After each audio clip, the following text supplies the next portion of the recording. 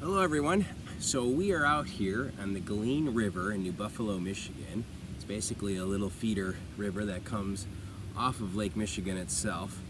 And what I'd like to do is really just take you through a little bit of the hobby I enjoy, fishing, and some of the basic tools that are really important, like every good hobby has.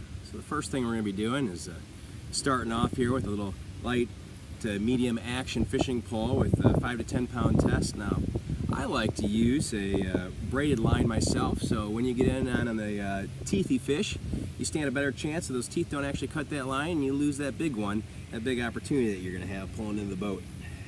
And we're going to be trolling around here just with our little 42 pound thrust Dakota trolling motor along the weed lines. If you can kind of see it here, we're in about 8 to 10 feet deep of water.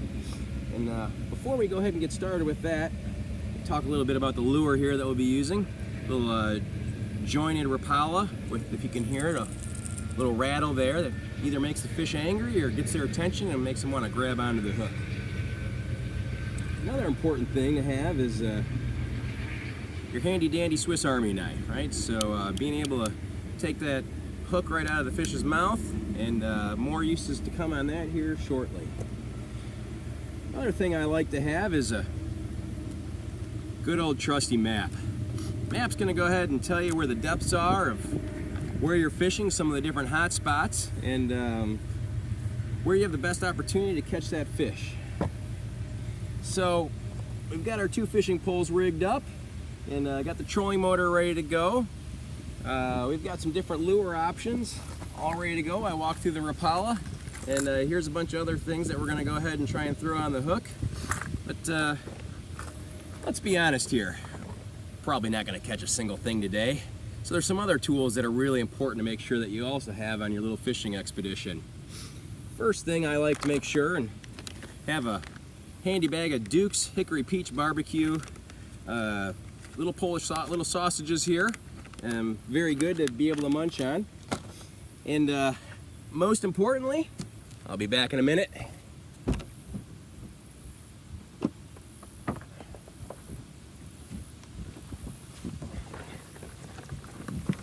Yeti full of beer. That's right, folks. So what you want to do is make sure for a good fishing trip and that downtime that you've got plenty of options here. So what I like to do is make sure that I'm carrying around my little Yeti cozy can cooler here for throwing maybe a nice lager of the lakes right there, a little local brew just up the road from here. Be able to sip on that for a while. Or more importantly, not sure if you guys know, but App Dynamics offers a nice little Yeti cooler too. Shh, don't tell anybody about it. But what I like to do is make sure and get that thing early and often in the cooler, get it filled up with ice ahead of time so it's nice and cold.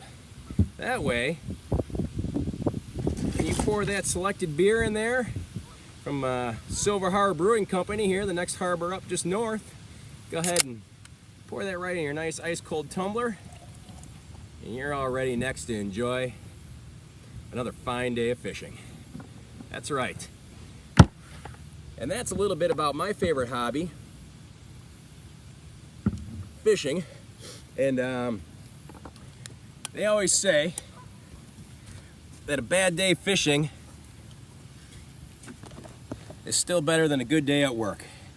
And I gotta believe that to be true. I mean, what's the worst that could happen? Maybe you have a couple too many of these and drive a new 4-wheeler into a lake right afterwards, but who would do that? We'll talk to you later.